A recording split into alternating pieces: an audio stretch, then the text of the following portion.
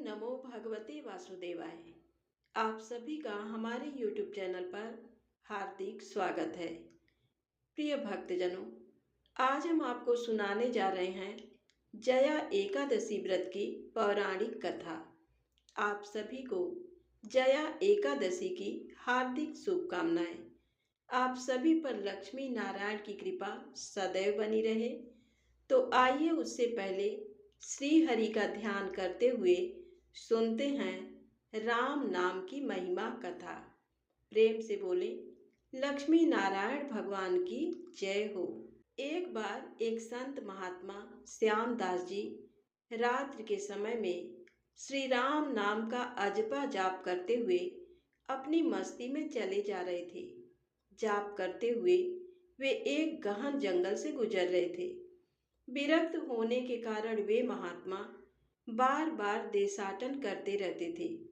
वे किसी एक स्थान में अधिक समय नहीं रहते थे। वे ईश्वर नाम प्रेमी थे, इसलिए दिन रात उनके मुख से राम नाम जप चलता रहता था। स्वयं राम नाम का अजपा जाप करते तथा औरों को भी उसी मार्ग पर चलाते। श्यामदास जी गहन जंगल में मार्ग भूल गए थे, पर अपनी मस्ती में चले जा रहे थे कि जहां राम ले चले वहां। दूर अंधेरे के बीच में बहुत सी दीप मालाएं प्रकाशित थीं। महात्मा जी उसी दिशा की ओर चलने लगे। निकट पहुंचते ही देखा कि बट वृक्ष के पास अनेक प्रकार के वाद्य यंत्र बज रहे हैं। नाच गान और शराब की महफिल जमी है। कई स्त्री पुरुष साथ में नाचते कूदते हंसते तथा औरों को हंसा रहे हैं। उन्हें महसूस हुआ कि वे मनुष्य नहीं प्रेतात्मा हैं। श्यामदास जी को देखकर एक प्रेत ने उनका हाथ पकड़कर कहा, ओ मनुष्य, हमारे राजा तुझे बुलाते हैं, चल। वे मस्त भाव से राजा के पास गए जो सिंहासन पर बैठा था। वहां राजा के इर्द गिर्द कुछ प्रेत खड़े थे। प्रेत राज ने कहा, तुम इस ओर क्यों आए? हमारी मंडली आज खुशियां मना रही है। इस बात का तुमने विचार नहीं किया? तुम्हें मौत का डर नहीं है? श्यामदास जी हंसते हुए बोले, मौत का डर और मुझे? राजन, जिसे जीने का मोह हो उसे मौत का डर होता है। हम साधु लोग तो मौत को आनंद का विषय मानते हैं। ये तो देह परिवर्तन है जो प्रारब्ध कर्म के बिना किसी से हो नहीं सकता। प्रेत ने कहा, तुम जानते हो हम कौन हैं? तब महात्मा जी ने कहा, मेरा अनुमान है कि आप प्रेतात्मा हो। तब प्रेत कहने लगा, तुम जानते हो लोक समाज हमारे नाम से कांपता है। महात्मा जी ने कहा, प्रेतराज, मुझे मनुष्य में गिनने की गलती मत करना। हम जिंदा दिखते हुए भी जीने की इच्छा से रहित मृत्यु तुल्य हैं। यदि जिंदा मानो तो भी आप हमें मार नहीं सकते। जीवन मरण कर्म के अधीन है।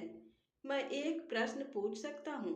महात्मा की निर्भयता देखकर प्रेतों के राजा को आश्चर्य हुआ कि प्रेत का नाम सुनते ही प्राणी थर थर कांपने लगते हैं और ये इतनी निर्भयता से बात कर रहा है। सचमुच ऐसे मनुष्य से बात करने में कोई हर्ज नहीं। तो प्रेत कहने लगा, पूछो क्या प्रश्न है? महात्मा जी ने कहा, प्रेतराज, आज यहाँ आनंद उत्सव क्यों मनाया जा रहा है? तो प्रेतराज कहने लगा, मेरी इकलौती कन्या योग्य पति न मिलने के कारण अब तक कुंवारी है, लेकिन अब योग्य जमाई मिलने की संभावना है। कल उसकी शादी है, इसीलिए ये उत्सव मनाया जा रहा है। महात्मा ने हंसते हुए कहा, तुम्हारा जमाई कहाँ है? मैं उसे देखना चाहता हूँ। तब प्रेत कहने लगा, जीने की इच्छा के मोह के त्याग करने वाले महात्मा, अभी तो वह हमारे पद प्रेत योनि को प्राप्त नहीं हुआ है। वह इस जंगल के किनारे एक गांव के श्रीमंत धनवान का पुत्र है। महादुराचारी होने के कारण वह इस वक्त भयानक रोग से पीड़ित है। कल संध्या के पहले उसकी मौत होगी, फिर उसकी शादी मेरी कन्या से होगी। इसीलिए रात भर गीत नृत्य और मद्यपान करके हम आनंद उत्सव मनाएंगे। श्यामदास जी वहां से विदा होकर श्री राम नाम का अजपा जाप करते हुए जंगल के किनारे के गांव में पहुंचे। उस समय सुबह हो चुकी थी। एक ग्रामीण से महात्मा ने पूछा, इस गांव में कोई श्रीमान का बेटा बीमार है? तो ग्रामीण ने कहा, हाँ महाराज, नवलसा सेठ का बेटा साकल चंद 1 वर्ष से रोगग्रस्त है। बहुत उपचार किए पर उसका रोग ठीक नहीं होता। महात्मा नवलसा सेठ के घर पहुंचे। साकल चंद की हालत गंभीर थी, अंतिम घड़ियां थी। फिर भी महात्मा को देखकर माता पिता को आशा की किरण दिखी। उन्होंने महात्मा का स्वागत किया। सेठ पुत्र के पलंग के निकट आकर महात्मा राम नाम की माला जपने लगे। दोपहर होते होते लोगों का आना जाना बढ़ने लगा। महात्मा ने कहा, क्यों साकलचंद, अब तो ठीक हो? साकलचंद ने आंखें खोलते ही अपने सामने एक प्रतापी संत को देखा तो रो पड़ा। बोला, महात्मा जी, आप मेरा अंत सुधारने के लिए पधारे हो। मैंने बहुत पाप किए हैं, भगवान के दरबार में क्या मुंह दिखाऊंगा? फिर भी आप जैसे संत के दर्शन हुए हैं, ये मेरे लिए शुभ संकेत है। इतना बोलते ही उसकी सांस फूलने लगी, वह खांसने लगा। महात्मा ने कहा, बेटा निराश ना हो, भगवान राम पतित पावन है। तेरी ये अंतिम घड़ी है, अब काल से डरने का कोई कारण नहीं। खूब शांति से चित्त वृत्ति के तमाम वेग को रोककर श्री राम नाम के जप में मन को लगा दे। अजपा जाप में लग जा। शास्त्र कहते हैं, चरितम रघुनाथस्य शतकोटिम प्रविस्तरम एकैकम अक्षरम पुण्या महापातक नाशनम। अर्थात 100 करोड़ शब्दों में भगवान राम के गुण गाए गए हैं। उसका एक एक अक्षर ब्रह्म हत्या आदि महापापों का नाश करने में समर्थ है। दिन ढलते ही साकल चंद की बीमारी बढ़ने लगी। वैद्य हकीम बुलाए गए, कीमती औषधियां दी गई, किंतु अंतिम समय आ गया। ये जानकर महात्मा जी ने थोड़ा नीचे झुककर उसके कान में राम नाम लेने की याद दिलाई। राम बोलते ही उसके प्राण पखेरु उड़ गए। लोगों ने रोना शुरू कर दिया। शमशान यात्रा की तैयारियां होने लगीं और मौका पाकर महात्मा जी वहां से चल दिए। नदी तट पर आकर स्नान करके नाम स्मरण करते हुए वहां से रवाना हुए। शाम ढल चुकी थी।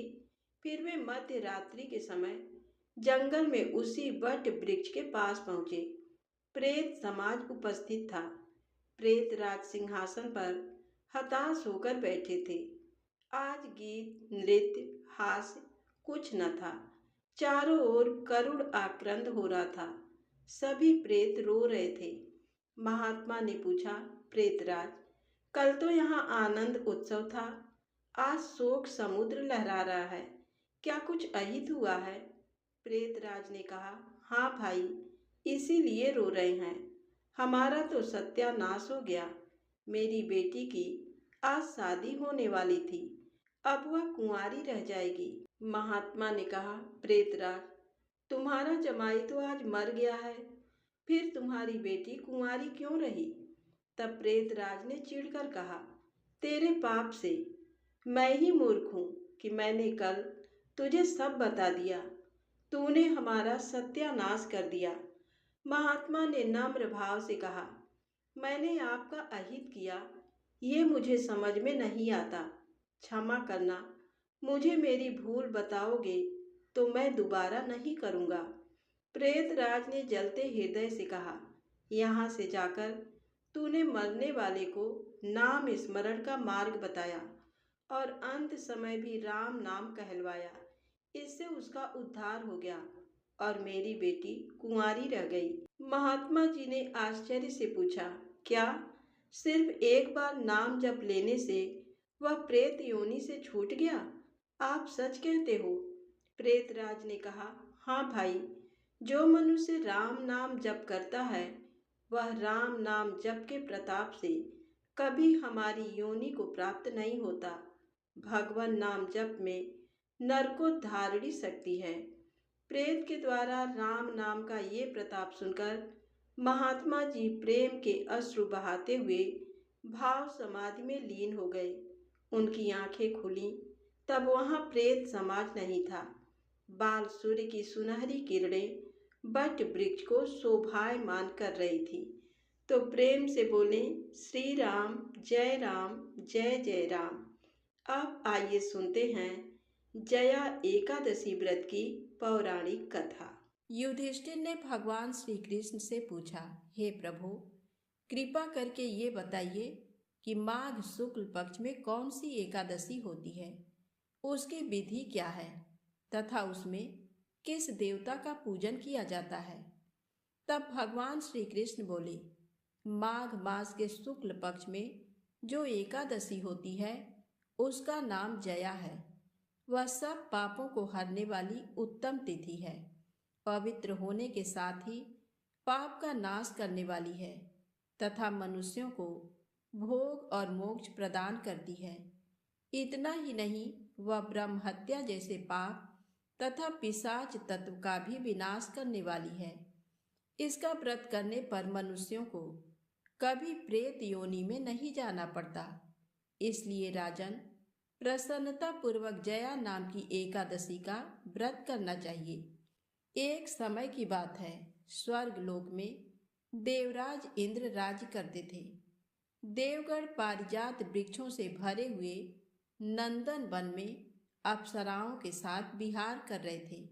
50 करोड़ गंधर्वों के नायक देवराज इंद्र ने स्वेच्छानुसार वन में विहार करते हुए बड़े हर्ष के साथ नृत्य का आयोजन किया। उसमें गंधर्व गान कर रहे थे, जिनमें पुष्पदंत, चित्रसेन तथा उसका पुत्र, ये 3 प्रधान थे। चित्रसेन की स्त्री का नाम मालिनी था। मालिनी से एक कन्या उत्पन्न हुई थी जो पुष्पवंती के नाम से विख्यात थी। पुष्पदंत गंधर्व के एक पुत्र था जिसको लोग माल्यवान कहते थे। माल्यवान पुष्पवंती के रूप पर अत्यंत मोहित था। ये दोनों भी इंद्र के संतोषार्थ नृत्य करने के लिए आए थे। इन दोनों का गान हो रहा था। इनके साथ अप्सराएं भी थीं। परस्पर अनुराग के कारण ये दोनों मोह के वशीभूत हो गए। चित्त में भ्रांति आ गई, इसलिए वे शुद्ध गान न गा सके। कभी ताल भंग हो जाता और कभी गीत बंद हो जाता था। इंद्र ने इस प्रमाद पर विचार किया और इसमें अपना अपमान समझकर वे कुपित हो गए। अतः इन दोनों को शाप देते हुए बोले, ओ मूर्खों, तुम दोनों को धिक्कार है। तुम लोग पतित और मेरी आज्ञा भंग करने वाले हो। अतः पति पत्नी के रूप में रहते हुए पिशाच हो जाओ। इंद्र के इस प्रकार शाप देने पर इन दोनों के मन में बड़ा दुख हुआ। वे हिमालय पर्वत पर चले गए और पिशाच योनि को पाकर भयंकर दुख भोगने लगे। शारीरिक पातक से उत्पन्न ताप से पीड़ित होकर दोनों ही पर्वत की कंदराओं में विचरते रहते थे। एक दिन पिशाच ने अपनी पत्नी पिशाची से कहा, हमने कौन सा पाप किया है जिससे ये पिशाच योनि प्राप्त हुई है।